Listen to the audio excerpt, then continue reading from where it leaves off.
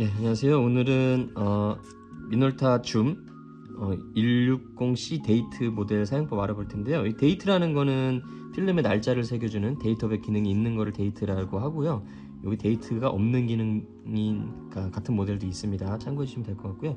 우선 배터리 같은 경우에는 이렇게 돼 있는데 밑에 홈이 있어요. 이 홈에다가 손톱으로 이렇게 열어주시면 열리고요.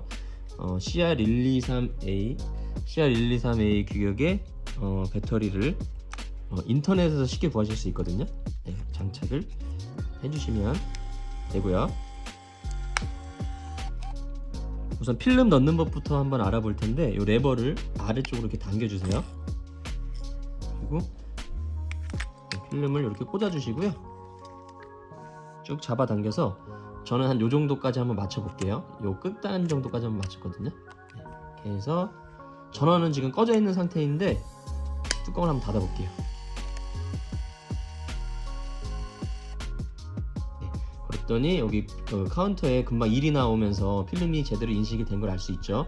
만약에 1이 안 나오면은 필름 장착 제대로 안 된 거예요. 보통은 너무 길게 빼셨거나 너무 짧게 빼신 경우에 그런데 필름실 다시 여신 다음에 필름은 길이를 적정 길이에 맞춰가지고 다시 뚜껑 닫아주시면 카운터에 1이 나오면서 아마 인식이 제대로 될 겁니다. 이렇게 해서 저기 조그맣게 전원 버튼이 있어요. 이거 이렇게 눌러주시면은 렌즈가 이렇게 열리면서 렌즈가 약간 튀어나오면서 전원이 켜지고요.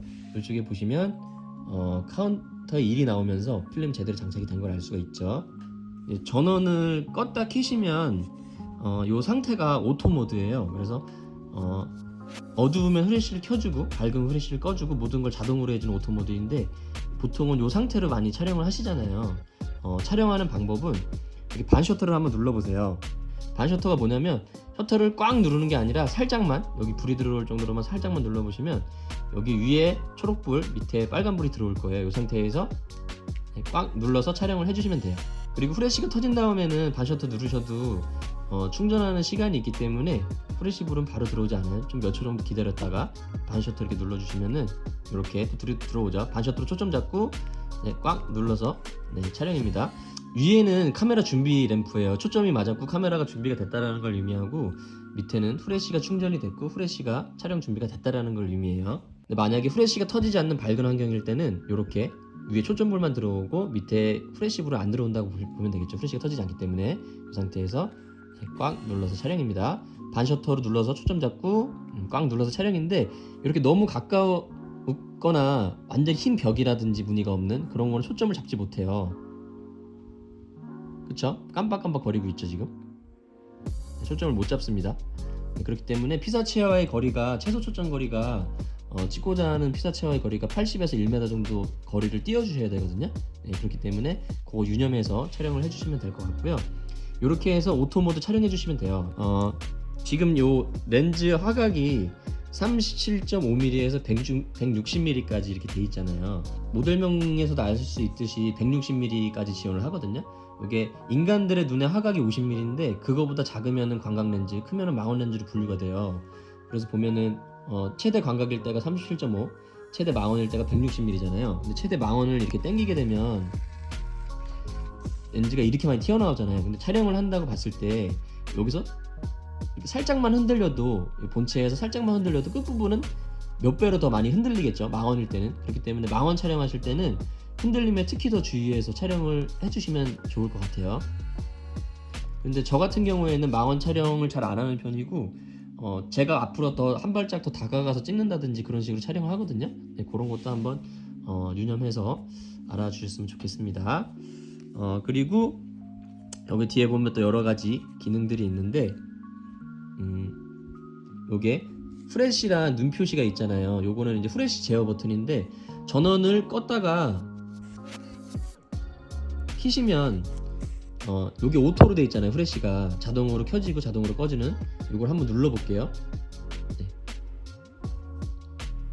그랬더니 지금 번개 표시만 남았어요. 오토 표시가 없어졌죠. 요게 뭐냐면은 프레쉬를 무조건 키겠다라는 거예요.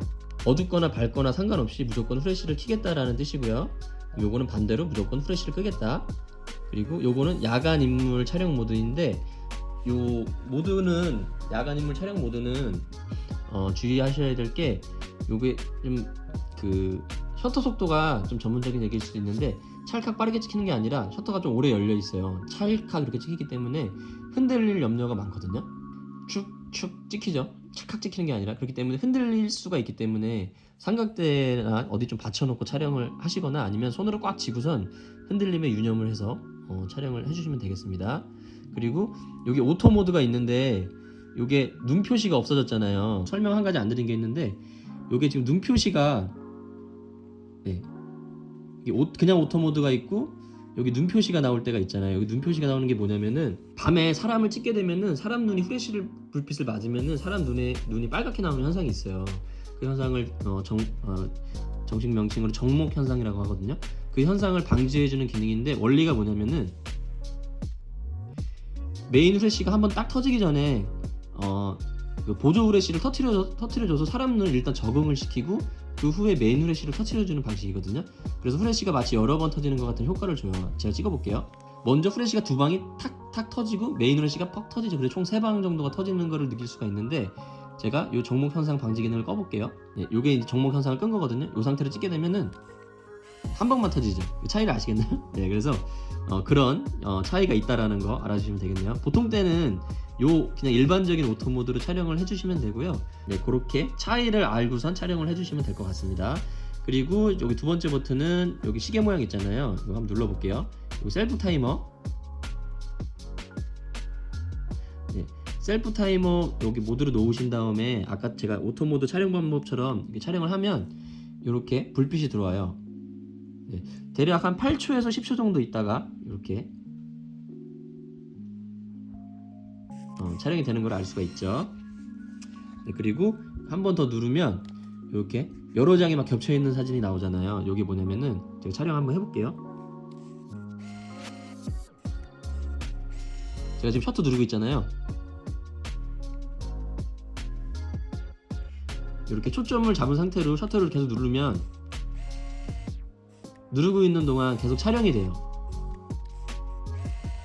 좀 느리긴 하지만 막 요즘 핸드폰처럼 1초에 몇 장씩 찍히는 건 아니지만 연사 모드라고 보시면 되고, 연사 모드를 쓰실 때 유의하셔야 될 건 후레쉬 충전 속도가 느리기 때문에 연사 속도를 못 따라오거든요. 그렇기 때문에 연사를 쓰실 때는 밝은 대낮에 쓰시기를 권해드리고, 실내에서 촬영하더라도 후레쉬를 반드시 끄시고 연사 모드를 촬영하셔야 돼요. 네.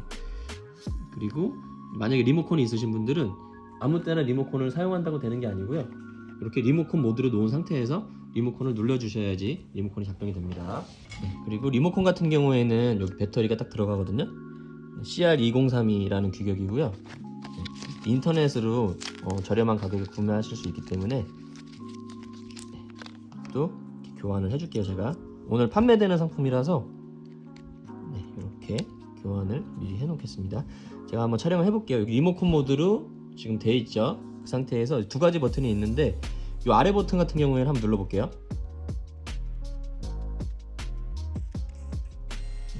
아래 버튼은 누르면 바로 찍혀요. 누르는 즉시. 네, 누르는 즉시 찍히는데 요 2S라고 써 있는 거는 눌러볼게요.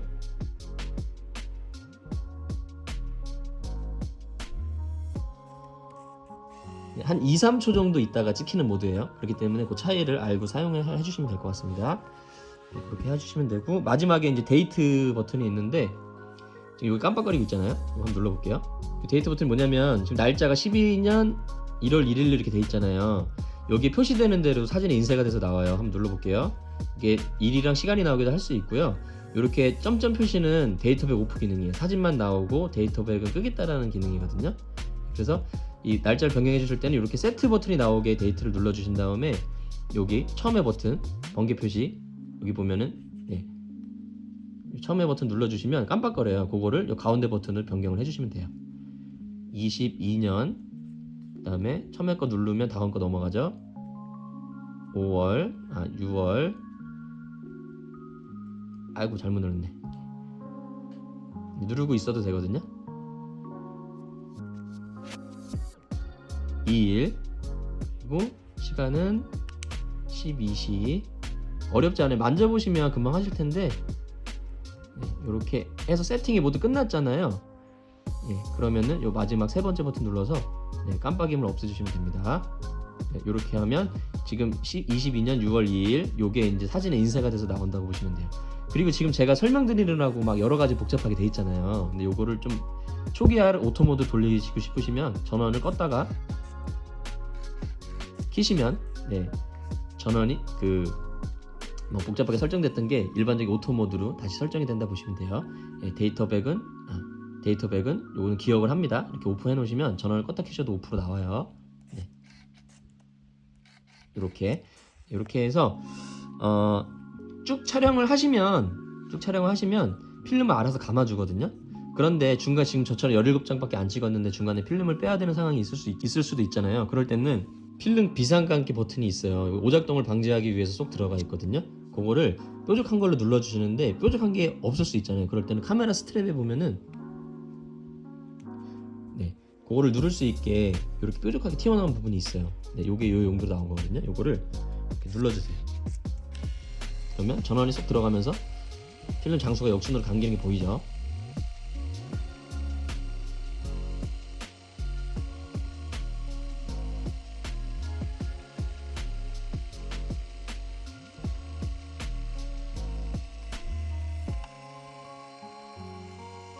네, 카메라가 완전히 멈출 때까지 기다려주세요. 네, 그러면 지금 깜빡깜빡 거려요. 필름을 빼달라고. 그러면 네, 요거는 이제 현상수에 맡겨주시면 되겠고요. 네, 이렇게 해서 오늘 한번 사용법 알아봤고요. 만듦새가 좋고 굉장히 개인적으로 좋아하는 카메라거든요. 한번 사용해 보시고요. 궁금하신 점 있으시면은 댓글 남겨주시면은 확인하는 대로 댓글 달아드리도록 할게요. 감사합니다.